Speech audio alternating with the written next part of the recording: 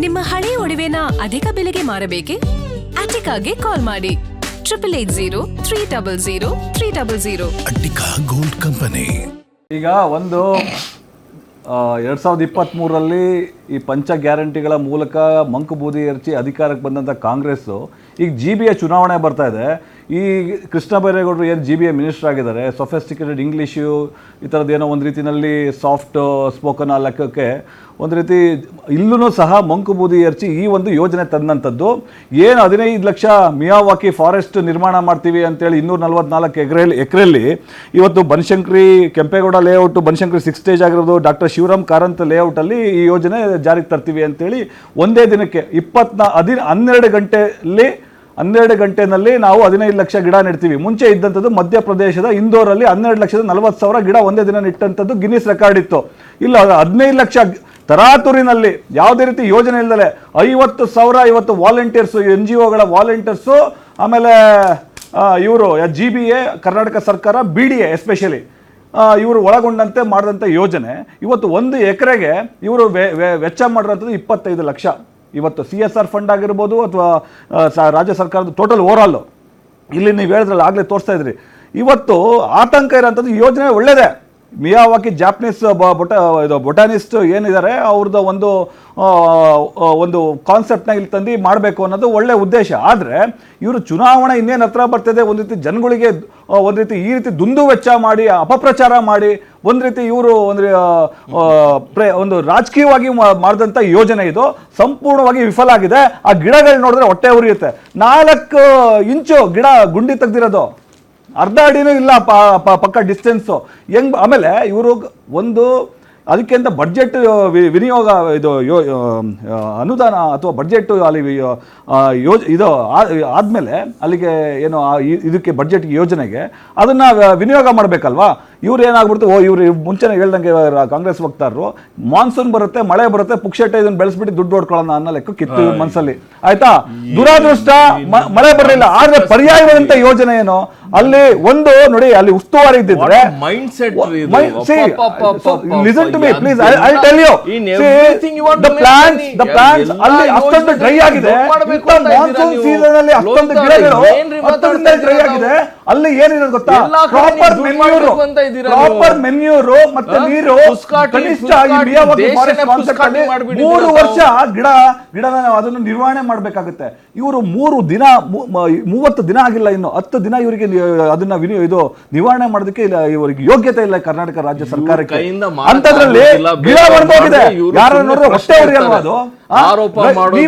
ರೈತರ ಮಗಾಗಿ ಹೇಳ್ತಾ ಇದ್ರಿ ಟೊಮೆಟೊ ಬೆಳವಣಿಗೆಲ್ಲ ಈ ರೀತಿ ಕ್ರಮಬದ್ಧವಾಗಿ ನಾವು ಅನುಸರಿಸಬೇಕು ಅಂತ ಹೇಳಿ ಒಬ್ಬ ರೈತರ ಮಗಾಗಿ. ಇವರು ಈ ಸರ್ಕಾರಕ್ಕೆ ಯಾವುದೇ ರೀತಿ ಒಂದು ಇಚ್ಛಾಶಕ್ತಿ ಇಲ್ಲ, ಅವರಿಗೆ ಒಂದು ಬದ್ಧತೆ ಇಲ್ಲ. ಕೇವಲ ಮತ್ತೆ GBA ಚುನಾವಣಾ ಒಂದು ಮಂಕುಬೂದಿ ಎರಚೋದಕ್ಕೋಸ್ಕರ ಮತ್ತೆ ಜನಗಳಿಗೆ, ಬೆಂಗಳೂರಿನ ನಾಗರಿಕರಿಗೆ ಕೆಂಪೇಗೌಡ ಜಯಂತಿಯಲ್ಲಿ ಒಕ್ಕಲಿಗ ಸಮುದಾಯ ಅತಿ ಹೆಚ್ಚು, ಇಲ್ಲಿ ರೈತಾಪಿ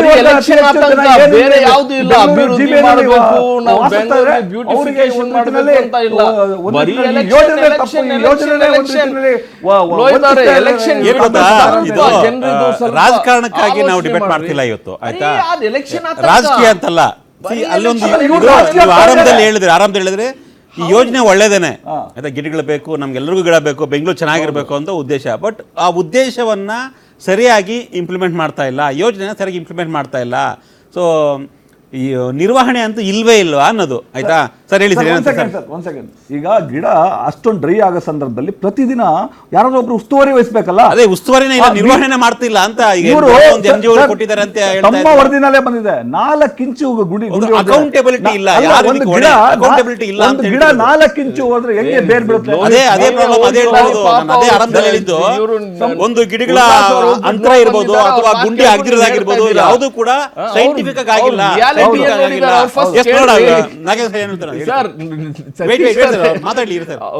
ಉಲ್ಲಾಸ್ ಅವರು ಹೋಗ್ಬಿಟ್ಟು ಎಲ್ಲಾ ಬಂದಿದ್ದಾರೆ, ಎಲ್ಲ ಹೇಳ್ತಾವ್ರಲ್ಲ. ಮಾತಾಡ್ಲಿ. ಬೇರೆಯವ್ರು ಮಾತಾಡುವಾಗ ನಾನು ಮಾತಾಡಿಲ್ಲ. ದಯವಿಟ್ಟು ಸ್ವಲ್ಪ ವಕ್ತಾರರುಗಳು ಒಂಚೂರು ಸಮಾಧಾನದಿಂದ ಇರಲಿ, ದಯವಿಟ್ಟು ಇರಲಿ. ಪ್ರಪ್ರಥಮವಾಗಿ 15 ಲಕ್ಷ ಗಿಡಗಳನ್ನು ನೆಡ್ತಕ್ಕಂಥವ್ರು ನೆಡ್ತೀವಿ ಅಂತಕ್ಕಂಥ ಮಾತು ಹೇಳಿರೋರು ಬಿಡದಿ ಇಲಾಖೆ 3 ಲಕ್ಷ ಗಿಡ ಕಡಿಯೋಕ್ಕೆ ರೆಡಿ ಮಾಡ್ಕೊಂಡಿದ್ರಿ. ಹಸಿರು ಬಗ್ಗೆ ನಿಮಗೆ ಇರೇ ಒಂದು ನಿಮಿಷ ಇರಬೇಕು ಸರ್, ನಾನು ದಯವಿಟ್ಟು ನಾನು ಮಾತಾಡಲ್ಲ. 3 ಲಕ್ಷ ಬೆಳೆದಿರ್ 40-50 ವರ್ಷಗಳು 60 ವರ್ಷಗಳು ಬೆಳೆದಿರ್ತಕ್ಕಂಥ ಮರಗಳನ್ನು ಕಡಿಯಕ್ಕೆ ಹೋಗಿರ್ತಕ್ಕಂಥವ್ರು ನೀವು 1.5 ಲಕ್ಷ ಗಿಡಗಳನ್ನ ನಿಮಗೆ ಯಾವ ಮನಸ್ಸಿದೆ ಅಂತಕ್ಕಂಥ, ನಿಮಗೆ ಗ್ರೀನರಿ ಬಗ್ಗೆ ನಿಮಗೇನು ಕಾಳಜಿ ಇದೆ ಅಂತಕ್ಕಂಥ ಮೊದಲು ಹೇಳಬೇಕು. ನಂಬರ್ 1. ನಂಬರ್ 2, ಯಾವ ಗಿನ್ನಿಸ್ ರೆಕಾರ್ಡ್ ಮಾಡಕ್ಕೆ ಹೋಗ್ತಾ ಇದ್ರೆ ಮರಗಳನ್ನ ಬೆಳೆಸಬೇಕಾಗಿರ್ತಕ್ಕಂಥ 40-50 ವರ್ಷಕ್ಕೆ ಅದು ಬೆಳೀತಕ್ಕಂಥದ್ದು, ಅದನ್ನು ನೀವು ಗಿನ್ನಿಸ್ ರೆಕಾರ್ಡ್ ಮಾಡಿ ಅಂತ ಹೇಳಿದ್ದವ್ರು ಯಾರು ನಿಮಗೆ? ನಮಗೆ ಬೇಕಾಗಿರ್ತಕ್ಕಂಥ ಹಸಿರು ಮಾಡಬೇಕಾಗಿದ್ಯಾ ಕೇಳಿ ಸರ್, ಒಂದ್ ನಿಮಿಷ ಕೇಳಿ. ನಿಮ್ ಸಮಾಧಾನ ಡಿಬೇಟ್ ಅಲ್ಲಿ ನೀವು ಒಂದು ರೀತಿ ಉದಾಸೀನ ಮಾಡಬಾರ್ದು, ಗಂಭೀರತೆ ಇರಬೇಕು.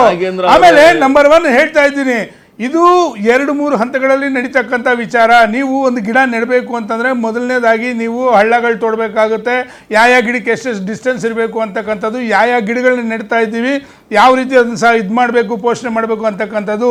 ಮಿನಿಮಮ್ ಒಂದು ಸಣ್ಣ ಗಿಡನ ಒಂದು ನರ್ಸರಿಯಿಂದ ತಂದು ನೀವು ನೆಡಬೇಕಾದ್ರೆ, ನೀವು ಸ್ಟಾರ್ಟಿಂಗ್ ಆ ಗಿಡಗಳನ್ನ ತರಬೇಕಾದ್ರೆ ತಂದು ಒಂದು ಸತಿ ನೀವು ಆ ಪ್ಯಾಕೆಟ್ ಕವರಿಂದ ತೆಗೆದ ಮೇಲೆ 1 ತಿಂಗಳ ಕಾಲ ನೀವು ಅದನ್ನು ಕಣ್ಣಲ್ಲಿ ಕಣ್ಣಿಟ್ಟು ನೋಡ್ಕೋಬೇಕಾಗುತ್ತೆ. ಯಾಕೆಂದರೆ ಭೂಮಿ ಮಣ್ಣು ಬದಲಾವಣೆ ಆಗ್ತದೆ. ನಾನು ಒಬ್ಬ ರೈತರ ಮಗನೇ, ನನಗೂ ಗೊತ್ತು. ತದನಂತರ ನೀವು ನೀರಾವರಿ ಅಲ್ಲಿ ಇದು ಒಣಗಿರ್ತಕ್ಕಂಥ ಭೂಮಿಲಿ ನೀವು ಹೋಗಿ ನೆಟ್ಟಿರ್ತಕ್ಕಂಥದ್ದು ನಂಬರ್ 1 ನಿಮ್ಮ ಅತಿ ದೊಡ್ಡ ಮೋಸದ ಕೆಲಸ ಅಂತಕ್ಕಂಥದ್ದು ಸ್ಪಷ್ಟ. ಆಮೇಲೆ ಯಾವ ನೀವು ಗಿಡವನ್ನು ನೆಟ್ಟಿದ್ರಿ, ನೀವು ಏನೇನೋ ಹೇಳಿದ್ದಾರೆ ಪಾಪ, ಈಗೇನೋ 40 ಬೋರ್ಗಳು ಹಾಕ್ತೀವಿ, ಮತ್ತು ಇದನ್ನು ಎಂಥದಪ್ಪ ಇರಿ ಸರ್ ಒಂದು ನಿಮಿಷ, ಸ್ಪ್ರಿಂಕ್ಲರ್ ಇದರಲ್ಲಿ ಮಾಡ್ತೀವಿ, ಮತ್ತು ಬೇರೆ ಬೇರೆ ಯೋಜನೆಗಳಲ್ಲಿ ನೀರು ಬಿಡ್ತೀವಿ ಅಂತಕ್ಕಂಥ ಹೇಳಿದ್ದಾರೆ. ಒಂದಾಯಿತು, 2 ಆಯಿತು. 3ನೇ ವಿಚಾರ, ಯಾವೊಂದು ಸರ್ ಕರ್ನಾಟಕದ ಕಟ್ಟಡ ನಿರ್ಮಾಣ ಮತ್ತು ಕಾರ್ಮಿಕರ ಕಲ್ಯಾಣ ಮಂಡಳಿಯಿಂದ ನೀವು ಕೂಲಿಯವ್ರನ್ನ ತಗೊಂಡ್ರಲ್ವಾ, ಎಷ್ಟು ಕೋಟಿ ಅವರು ಸ್ಟಾರ್ಟಿಂಗ್ BDA ಇದಕ್ಕೆ ವೆಚ್ಚ ಎಷ್ಟು ಹೇಳಿದರು? 9,85,00,000 ರೂಪಾಯಿ ಹೇಳಿದರು. ನೀವು ಕೊಟ್ಟಿರ್ತಕ್ಕಂಥ ಯೋಜನೆ ಗಾತ್ರ ಎಷ್ಟಿದೆ? 70-88 ಕೋಟಿ. ಯಾರಪ್ಪನ ಮನೆ ದುಡ್ಡಿದ್ದು? ಸಾರ್ವಜನಿಕರ ದುಡ್ಡು ಅಲ್ವಾ ಇದು? ಯಾವುದಕ್ಕೆ ನೀವು ಈ ಯೋಜನೆಗೆ ಹಾಕ್ಕೊಂಡಿದ್ದೀರಾ? ನಂಬರ್ 2. ನಂಬರ್ 3, ನೀವು ಯಾವೊಂದು ಕಟ್ಟಡ ಕಾರ್ಮಿಕರ ಮಂಡಳಿಯಿಂದ ನೀವು 9.85 ಹಣ ತೆಗೆದ್ರಿ, ಅದು ನಿಗದಿಪಡಿಸಿದಂಥ ಹಣ ಆ ಒಂದು ಮಂಡಳಿಗೆ, ಅಲ್ಲಿರ್ತಕ್ಕಂಥ ಕಾರ್ಮಿಕರ ನಿಧಿ ಇಟ್ಟಿರ್ತಕ್ಕಂಥವ್ರು ಇವತ್ತು ಬಾಯಿ ಪಡ್ಕೊತಾ ಇದ್ದಾರೆ, ನಮ್ಮ ಒಂದು ಮಂಡಳಿಯಿಂದ ನೀವ್ಯಾಕೆ ಹಣ ತೆಗೆದಿದ್ದೀರಾ ಅಂತಕ್ಕಂಥದ್ದು. 3. 4ನೇ ವಿಚಾರ, ಎಲ್ಲದಕ್ಕಿಂತನೂ ಇಲ್ಲಿ ಇರ್ತಕ್ಕಂಥ ಅತಿ ದೊಡ್ಡ ತಜ್ಞರು ಅಂತ ಹೇಳ್ತಾರೆ, ಪಾಪ ಅವ್ರಿಗೂ ಸಾಕಷ್ಟು ಕಾಳಜಿ ಇರುತ್ತೆ. ಒಂದು ಮರನ ಸಾಕೋದು ಮಕ್ಕಳ ತರ ಸಾಕಬೇಕು ಸರ್. ಇಲ್ಲಿ ನೆಟ್ಟಿರ್ತಕ್ಕಂಥದ್ದು ಮರಗಳನ್ನ NGOಗಳು, ವಿದ್ಯಾರ್ಥಿಗಳಿಗೆ ಯಾವ ಎಕ್ಸ್ಪೀರಿಯನ್ಸ್ ಇದೆ ಅಂತ ಮರ ನೆಡ್ತಾರೆ. ನಮ್ಮೂರಿಗೆ ಬನ್ನಿ, ಹಳ್ಳಿಲಿ ನಮ್ಮ ರೈತ ಯಾವ ಬೆಳೆ ಹಾಕಬೇಕು, ಏನು ಮಾಡಬೇಕು, ಅದಕ್ಕೆ ಕಳೆ ಹೆಂಗೆ ತೆಗಿಬೇಕು, ನೀರು ಹೆಂಗೆ ಇದು ಮಾಡಬೇಕು, ಗೊಬ್ಬರ ಯಾವಾಗ ಹಾಕಬೇಕು, ಔಷಧಿ ಯಾವಾಗ ಹೊಡಿಬೇಕಂತಕ್ಕಂಥ ನಮಗೆ ಗೊತ್ತಿದೆ. ನೀವು ಬೆಂಗಳೂರಲ್ಲಿ ಇರ್ತಕ್ಕಂಥ ಯಾವುದೋ NGOಗಳನ್ನ ಕರ್ಕೊಂಡ್ಬಂದ್ಬಿಟ್ಟು ಕಾಲೇಜ್ ವಿದ್ಯಾರ್ಥಿಗಳನ್ನ ನೀವು ಪ್ರಾಕ್ಟಿಕಲ್ ಆಗಿ ನೀವೆಲ್ಲ ಒಂದು ರೀತಿ ಪ್ರಯೋಗ ಮಾಡಕ್ಕೆ ಹೊರಟಿದ್ದೀರಿ. ಅಲ್ಲಿ ಈ ರೀತಿ ಮಾಡಿದ್ರೆ ಮಾಡ್ಬೋದು, ಈ ರೀತಿ ಮಾಡಿದ್ರೆ ಮಾಡ್ಬೋದು. ಯಾವ ಪ್ರಯೋಗ ನೀವು ಮಾಡ್ತಾ ಇರೋದು? ಇವಾಗ ಈ 100 ಅಂತ ಹೇಳ್ತಾ ಇದ್ದೀರಾ ಸರ್, ಒಂದು ದೇಶದ ಮೇಲೆ ನೀವು ಇವಾಗ ಪ್ರಯೋಗ ಎಲ್ಲಾ ಕಡೆ ಪೊಲಿಟಿಕಲ್ ಪ್ರಯೋಗ ಜೋಕ್ ಅಂತಂದ್ರೆ ಯಾವ ಮರಗಳು ನೆಟ್ಟಿದ್ದಾರೆ ಗೊತ್ತಾ ಸರ್? ಕೇಳಿ, ಯಾವ ಪ್ರಯೋಗ? ನೆರಳು ಮತ್ತು ಹಸಿರಾಗಿರ್ತಕ್ಕಂಥ ಮರಗಳನ್ನ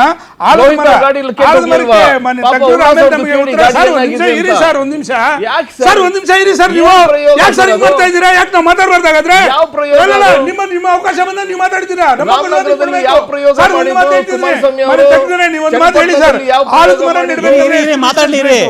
ಏನ್ ಸರ್, ಅರಳಿ ಮರ ಬೇಕಂದ್ರೆ ಎಷ್ಟು ಬೇಕು ಸರ್? ಇದು ಬೇವಿನ ಮರ ಬೇಕಂದ್ರೆ ಎಷ್ಟು ಬೇಕು? ಹೊಂಗೆ ಮರ ಬೇಕಂದ್ರೆ ಎಷ್ಟು ಬೇಕು ನಿಮಗೆ?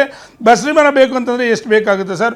ಹೂ ಗಿಡಗಳಲ್ಲಿ ಯಾವುದು ನೀವು ಗುಲ್ಮರ ಆಗಿರ್ಬೋದು, ಸಂಪಿಗೆ ಆಗಿರ್ಬೋದು, ಗಂಧದ ಗಿಡಗಳಾಗಿರ್ಬೋದು, ಹಣ್ಣಲ್ಲಿ ನೇರಳೆ, ಹಳಸು, ಮಾವು ಎಷ್ಟೆಷ್ಟು ಡಿಸ್ಟೆನ್ಸ್ ಬೇಕು ಅಂತಕ್ಕಂಥದ್ದು ತಾವು ಕಣ್ಣಾರೆ ನೋಡಿದ್ದೀರಾ.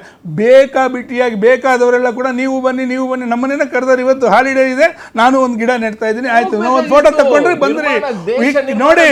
ಕೇವಲ ಇದು ಶೋಕಿ ಕೊಡಕ್ಕೆ ಗಿಡ ಹಿಡ್ಕೊಂಡ್ಬಿಟ್ಟು ನೆಟ್ಬಿಟ್ಟು ಬಂದ್ರೆ ಗೊತ್ತಾಗಲಿ, ಅದ್ರ ಕಡೆ ಹಿಂತಿರುಗಲಿಲ್ಲ.